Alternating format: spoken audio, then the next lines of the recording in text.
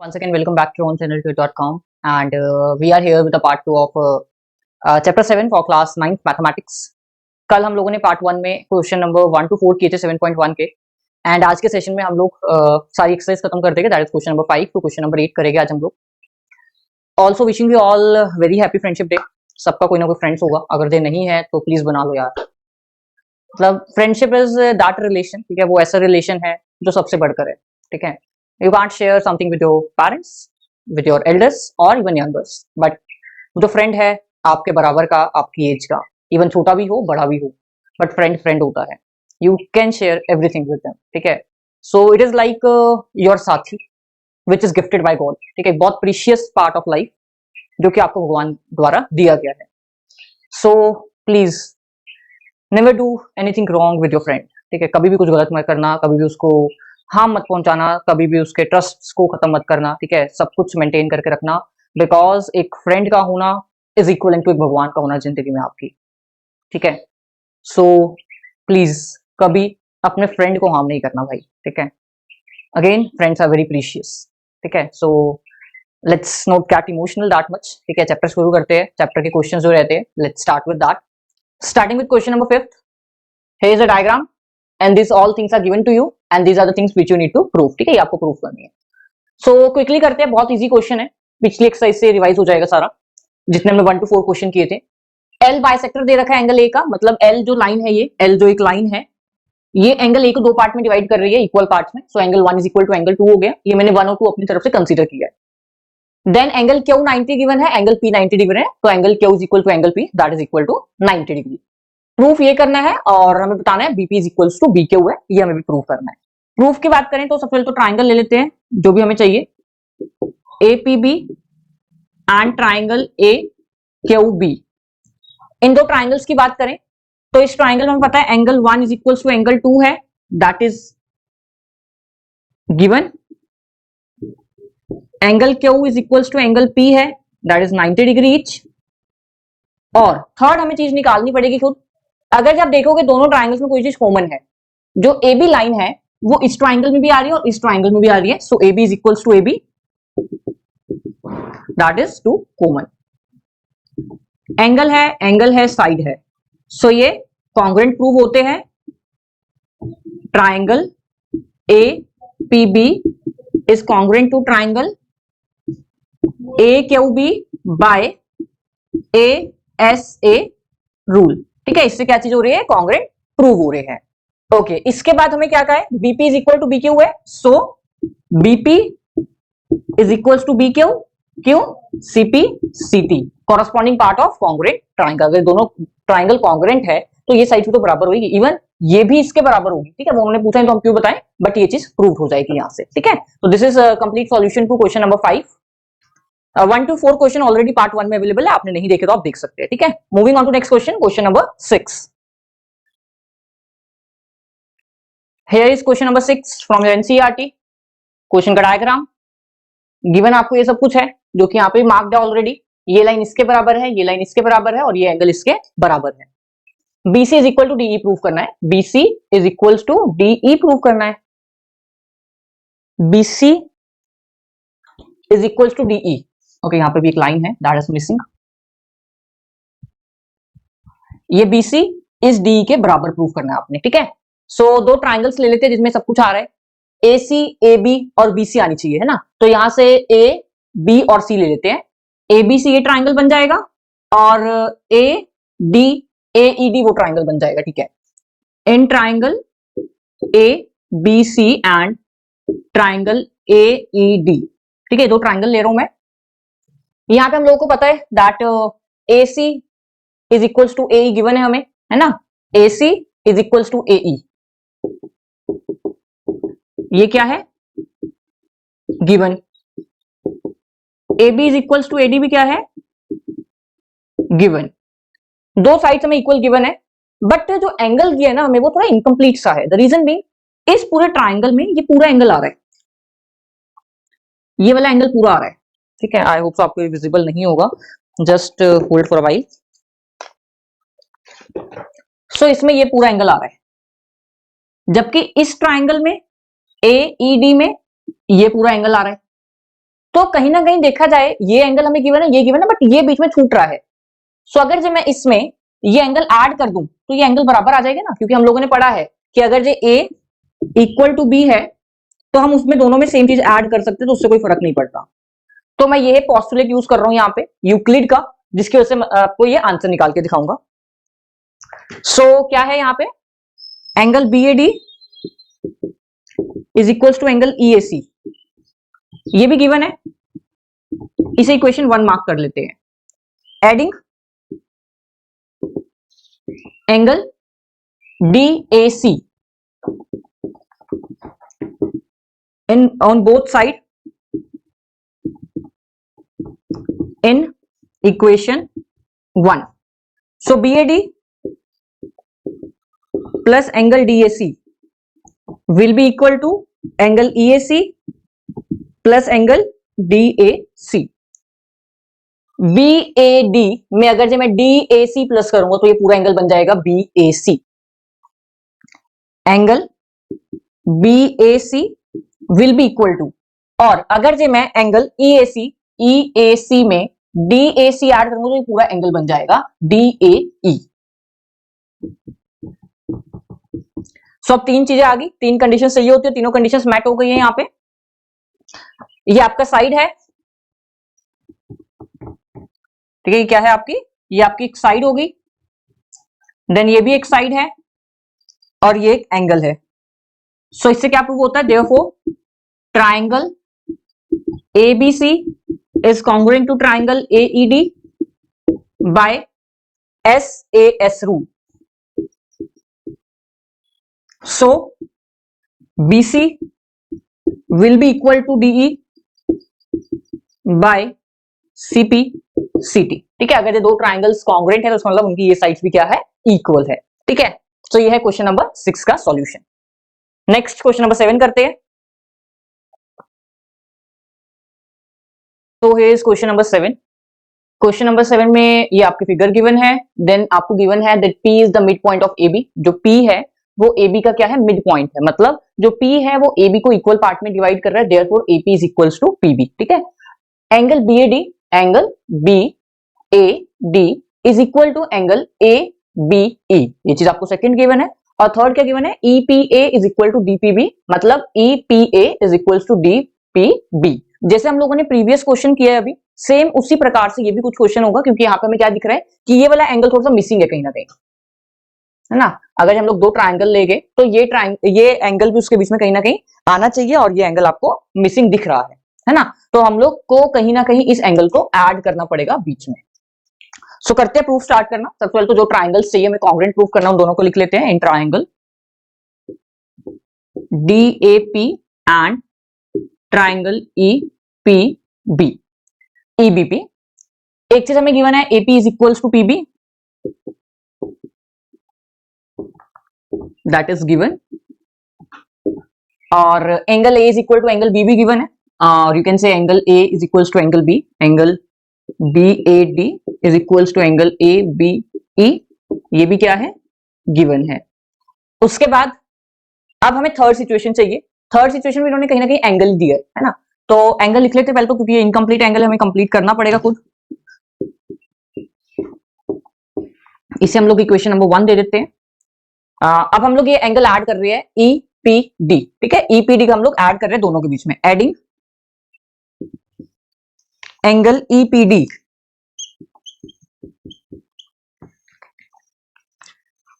In equation 1 on both sides. So अगर जब हम EPA में प्लस करते हैं EPD, that will be equal to angle DPB plus angle EPD। ठीक है, अब प्लस करने के बाद देखते क्या आता है, EPA plus EPD will be giving you this complete angle, that is angle APD।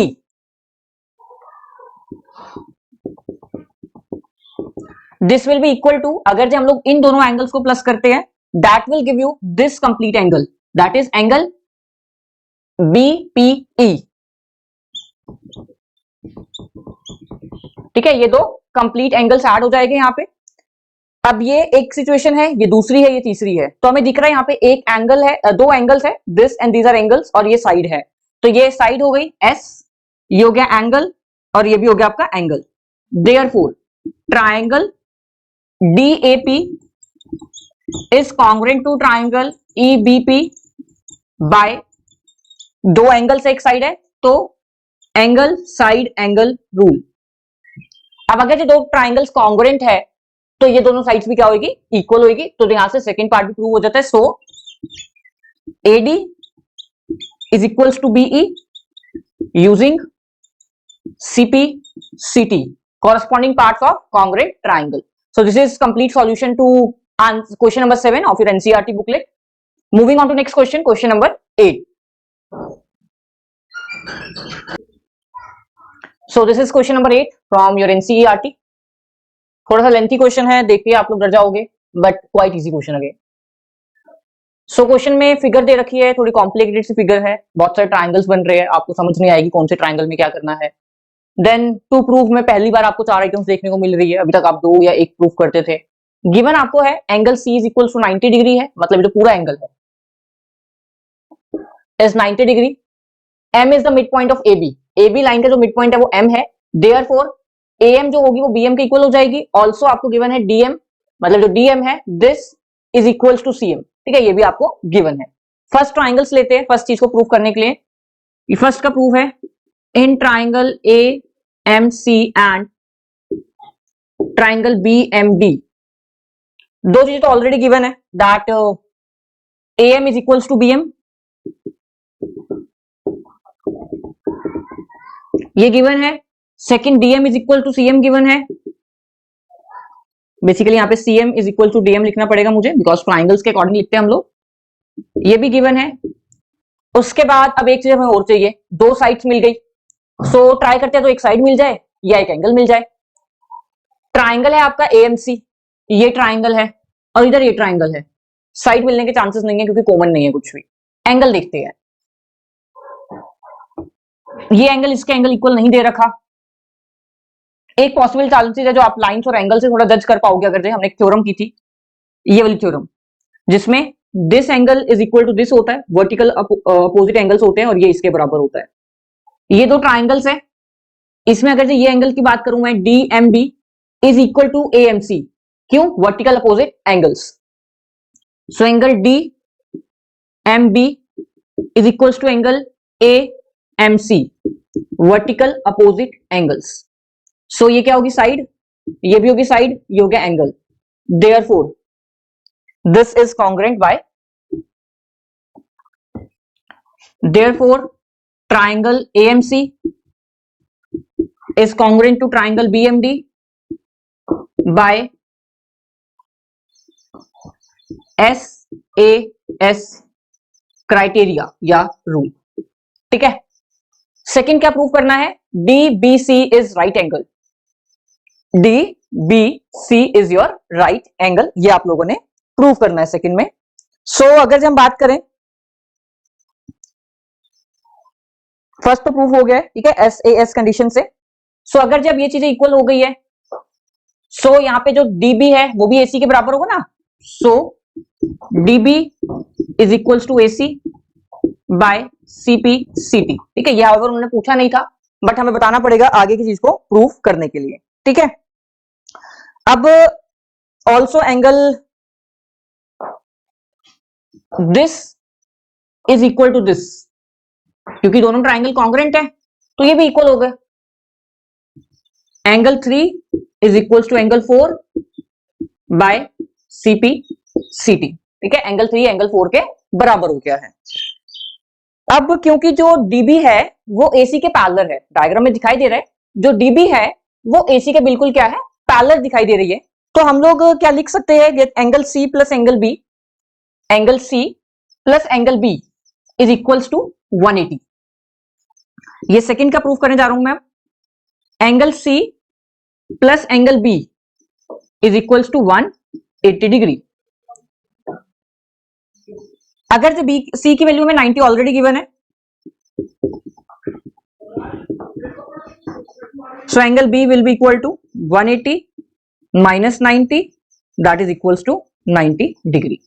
यही प्रूफ करना था। एंगल DBC पूरा क्या है, राइट एंगल ट्राइंगल है। तो मैंने एंगल B को, मतलब ये जो एंगल B मतलब पूरा एंगल, ठीक है, इस पूरे एंगल को मैंने क्या प्रूफ कर दिया कि वो 90 डिग्री है। Therefore DBC is a right angle triangle. ठीक है, अब सेकंड क्या प्रूफ करना है हमें, DBC is equals to ACB। ठीक है, ये प्रूफ करना है। ओके, तो यहाँ पे तो देखा जाए DBAC के बराबर है। चलो मेरे को इरेज करना पड़ेगा। ये हो गया होगा, आई होप सो आप लोगों का। ठीक है, so I am erasing this out कि यहाँ पे कर दूं। ये जो ये वाला पार्ट है ना, ये इरेज कर रहा हूं, आपको यहां से समझ आ जाएगा बेसिकली। थर्ड हम प्रूफ कर रहे हैं।